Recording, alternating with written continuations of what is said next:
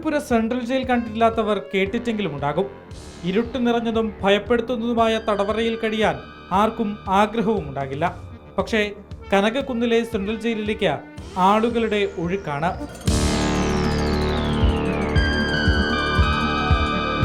കനകക്കുന്നിൽ നടക്കുന്ന എൻ്റെ കേരളം പ്രദർശന വിപണന മേളയിൽ എത്തുന്നവർക്കാണ് ജയിൽ വകുപ്പിനെ അടുത്തറിയാനുള്ള അവസരമുള്ളത്.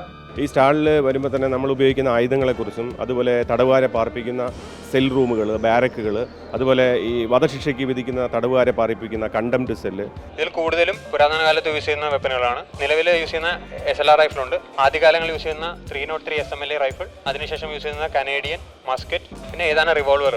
ഒരു കുറ്റവാളിയുടെ ഏകാന്തവും അജ്ഞാതവുമായ ജയിൽ ജീവിതത്തെ കാണിക്കുന്ന തരത്തിൽ ജയിലിന്റെ മാതൃകയും സ്റ്റാളിൽ ഒരുക്കിയിട്ടുണ്ട്. AKGയും പിണറായി വിജയനും കിടന്ന ജയിലിന്റെ മാതൃകയും ഇവിടെയുണ്ട്.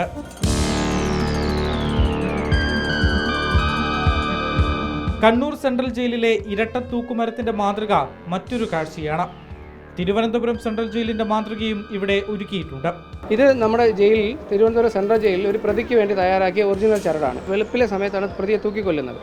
ബഷീറിന്റെ മതിലുകൾ എന്ന സിനിമയിലെ നാരായണിയുടെ കഥാപാത്രം നാടകരൂപേണയും ഒരുക്കിയിട്ടുണ്ട്.